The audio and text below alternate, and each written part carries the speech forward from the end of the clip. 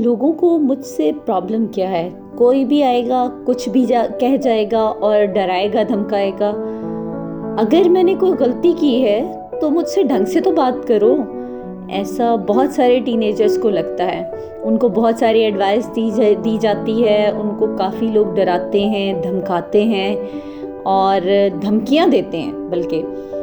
और आप समझ नहीं पा रहे होते कि हमारे साथ ऐसा क्यों हो रहा है।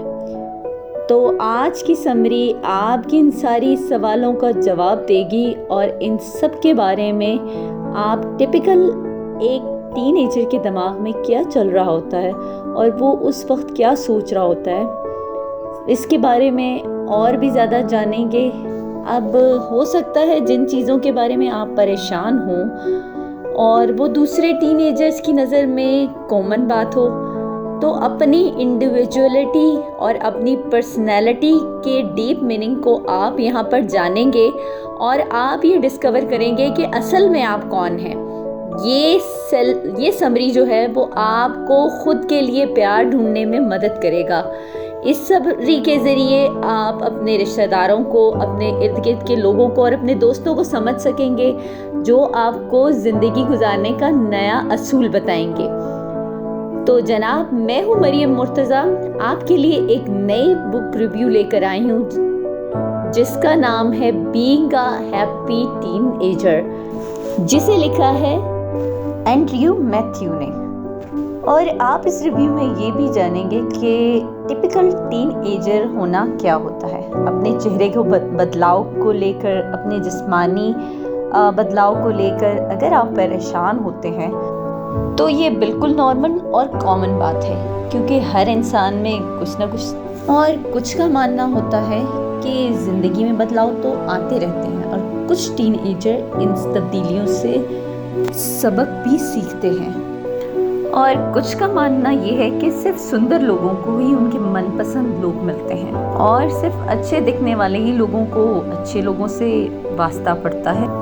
लेकिन अगर आप अलग तरह की ज़िंदगी जीना चाहते हैं तो आपको अपना माइंडसेट तब्दील करना होगा और अपना एटीट्यूड भी बदलने की ज़रूरत पड़ेगी। दूसरा, इस समरी में आप अपने बारे में बहुत ही गहराई से जान सकेंगे और सबसे ज़रूरी बात जो आप इस समरी में जान सकेंगे वो है खुद को पसंद करना, यानी सिर्फ अपनी ज़ात के बारे में भी सोचना। और तमाम लोगों की पसंदीदा शख्सियत बनने के लिए आपको ये जानना पड़ेगा कि लोग आपको पसंद करते हैं। और अपने आप को पसंदीदा बनाने के लिए, अपनी ज़ात के लिए आपके लिए कुछ ऐसे भी तरीके हैं कि कैसे आपने अपनी ज़ात में बेहतरी लानी है।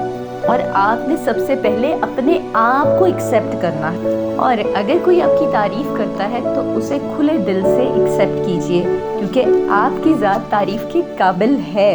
और पॉजिटिव लोगों के साथ उठिए बैठिए जिनको आपकी अहमियत का अंदाज़ा हो, और ख़ुद को हर दिन बेहतर बनाते रहिए और अपने अंदर इम्प्रूवमेंट लाते रहिए। तीसरा ये कि आप अपने वालिदैन के नज़रिए से अपनी ज़िंदगी को समझते हैं। कभी कभार वो पागलों की तरह आपकी परवाह करते हैं, क्योंकि उनको आपकी फ़िक्र होती है, क्योंकि वालिदैन को सिर्फ औलाद की भलाई ही चाहिए होती है। इसलिए वालिदैन की समझ में जितना कुछ आता है इतना वो आपको समझाने की कोशिश करते हैं ताकि आप ज़िंदगी में कामयाब बन सकें, क्योंकि वो आप लोगों के लिए बेहतरी की तरफ ही सोचते हैं। टीनेजर और वालिदैन एक दूसरे की बातों को लेकर परेशान होते हैं, एक दूसरे को समझ नहीं पाते, इसलिए एक दूसरे को समझना बहुत ज़रूरी होता है। यानी वालिदैन को अपने टीनेजर बच्चों को समझना और टीनेजर्स को अपने वालिदैन की बातों को समझना बहुत ज़रूरी होता है। और कभी कभार आप अपने पेरेंट्स को थैंक यू बोलें और उन्हें बताएं कि आपकी हमारी ज़िंदगी में बहुत अहमियत है और आपकी ज़िंदगी में उनकी क्या जगह और आप उनकी कितनी कदर करते हैं। और चौथा ये कि आपने अच्छे और पॉजिटिव दोस्त चुनने की सलाहियत होनी चाहिए और आपका इर्द गिर्द का माहौल जो है वो आपके बिहेवियर पर असरअंदाज होता है। और अपने इर्द गिर्द उन लोगों को रखिए जो आपके लिए पॉजिटिविटी क्रिएट करना चाहते हों, और दूसरे लोगों पर ये दबाव मत डालें कि वो आपको ज़बरदस्ती पसंद करें, ठीक है। बल्कि आप उनकी पसंदीदा शख्सियत बनने की कोशिश कीजिए और दूसरों को माफ़ करना सीखिए, उनके लिए नहीं बल्कि अपने आप को सेटिस्फाइड करने के लिए। जब आप किसी को माफ़ करते हैं तो आपको दिली सुकून मिलता है। पॉइंट नंबर 5 आप इसमें ये सीखेंगे कि आप अपने माहौल को, अपने स्कूल के माहौल को कैसे बेहतर बना सकते हैं। आप कहीं भी जाते हैं तो आपकी ज़िंदगी में बुली करने वाले लोग कहीं भी मौजूद होते हैं, तो आप उनकी बातों पर ध्यान मत दें, आगे बढ़ जाइए और उनको अपना खामोश और कॉन्फिडेंस रूप दिखाइए ताकि वो आपसे इंस्पायर हो सकें। जब भी आपसे कोई लड़ाई झगड़ा करे तो आप उसको नज़रअंदाज करें और उनसे किनारा कशी कर लें। और स्कूल में आप ये भी सीखते हैं कि आप ज़िंदगी से क्या चाहते हैं।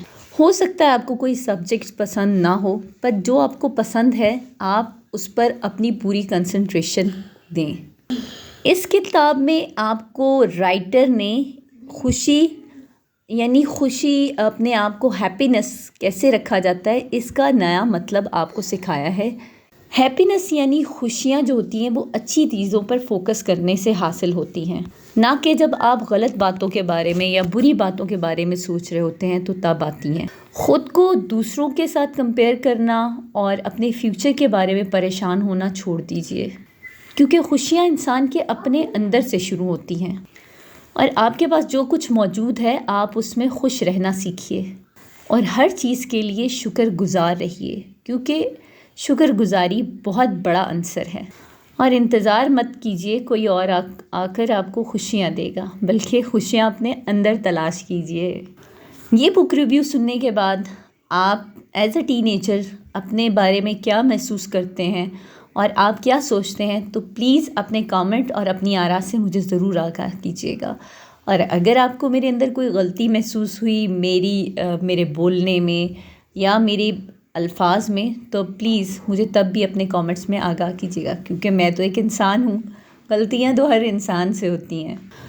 पता है, जब इंसान अपने कोई बात दिल में रखता है तो वो थोड़ा सा कुछ और बन जाती है। जब आप शेयर करते हैं तो उससे आपका दिल भी हल्का हो जाता है और आपको अपने उस सवाल का जवाब भी मिल जाता है। तो प्लीज़ शेयर करिएगा ताकि आपकी आरा से हम भी आगाह रहें। बहुत शुक्रिया और अल्लाह हाफ़िज़, टाटा, बाय बाय।